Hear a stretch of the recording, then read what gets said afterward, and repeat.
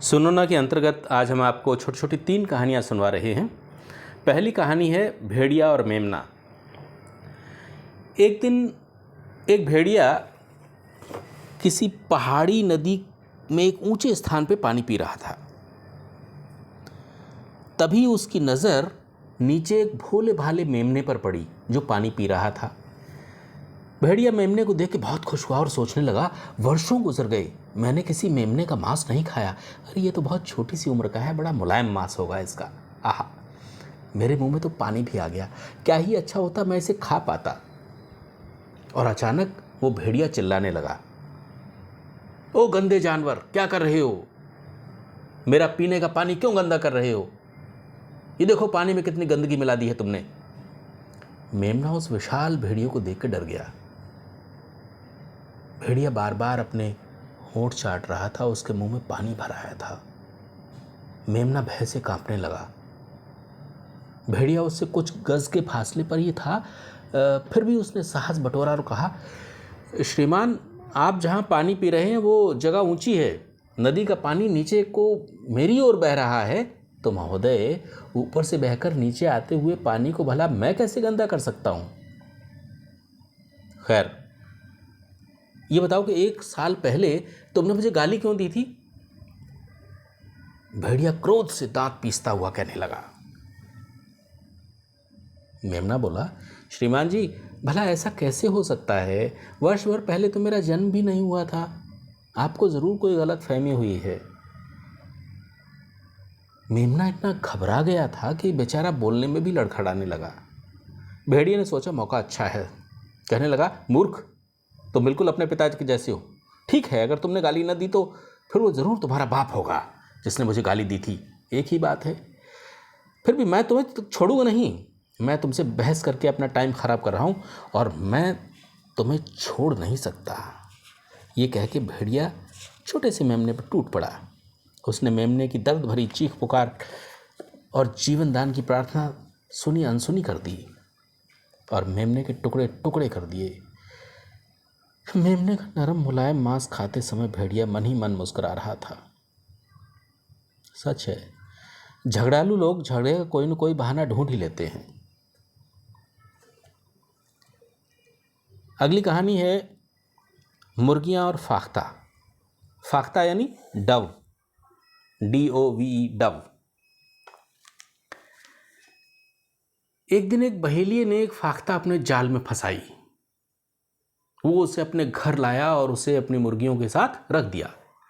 अपने बीच एक अजनबी और नई चिड़िया देख के सभी मुर्गियां फाख्ता को परेशान करने लगीं और उसे चोंचे मारने लगीं। फाख्ता बहुत उदास हो गई, लेकिन उसकी समझ में ये नहीं आया कि वो करे तो करे क्या। उसने मुर्गियों से मित्रता करनी चाहिए, मगर व्यर्थ। मुर्गियां उससे मित्रता करना नहीं चाहती थी, वे तो उसे चोंचे मारती और लड़ाई करती। एक दिन फाख्ता एक कोने में बैठी थी, तभी उसने देखा कि सारी मुर्गियां आपस में लड़ रही हैं। उसे बड़ी हैरानी हुई।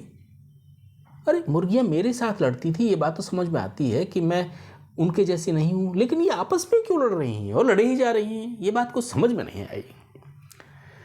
फिर काफी देर सोचने के बाद फाख्ता को एक बात समझ में आई कि जो झगड़ालू लोग होते हैं ना, उनको तो झगड़ने से मतलब होता है, चाहे अपना हो या बेगाना।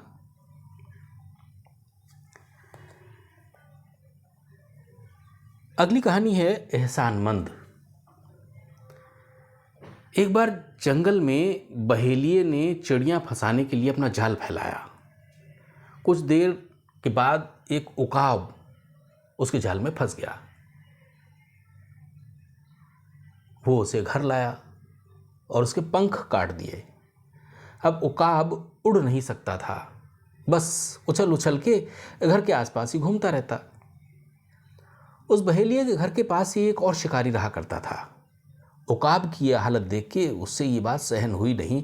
वो बहेलिये के पास आया और बोला, मित्र, जहाँ तक मुझे मालूम है तुम्हारे पास एक उकाब है जिसके पंख तुमने काट दिए हैं। अब उकाब तो देखिए शिकारी पक्षी है, छोटे छोटे जानवर खा के अपना पेट भरता है, इसके लिए उसका उड़ना बहुत ज़रूरी है, मगर उसके पंख काट के तुमने उसे अपंग बना दिया है। फिर भी क्या तुम उसे मुझे बेचोगे? बहेलिये के लिए उकाब का कोई काम तो था नहीं। इसलिए उसने सोचा कि उस शिकारी को क्यों न कुछ पैसों के बदले बेच दिया जाए। शिकारी उकाब को अपने घर ले आया और उसकी दवा दारू करने लगा। 2 महीने में ही उकाब के नए पंख निकल आए और वे पंख पहले जैसे ही बड़े हो गए। अब उकाब उड़ सकता था। जब शिकारी को यह बात जच गई कि अब उकाब ठीक से उड़ सकता है तो उसने उकाब को खुले आकाश में छोड़ दिया। उकाब ऊंचे आकाश में उड़ गया। शिकारी ये सब देख के बहुत खुश हुआ। उकाब भी बहुत खुश था और शिकारी का बहुत एहसानमंद था। अपनी कृतज्ञता प्रकट करने के लिए उकाब एक खरगोश मार के शिकारी के पास लाया। एक लोमड़ी जो ये सब देख रही थी उकाब से बोली, दोस्त, जो तुम्हें नुकसान नहीं पहुंचा सकता उसे प्रसन्न करने से क्या लाभ। इसके जवाब में उकाब ने कहा, व्यक्ति को हर उस व्यक्ति का एहसान मानना चाहिए जिसने उसकी मदद की हो, और ऐसे व्यक्तियों से सावधान रहना चाहिए जो उसे नुकसान पहुंचा सकते हों। मतलब ये कि आदमी को मददगार का एहसानमंद रहना चाहिए। तो ये थी आज की 3 छोटी छोटी कहानियाँ सुनोनो के अंतर्गत। सुनोनो में अगली बार हम आपको और नई कहानियाँ सुनाएंगे।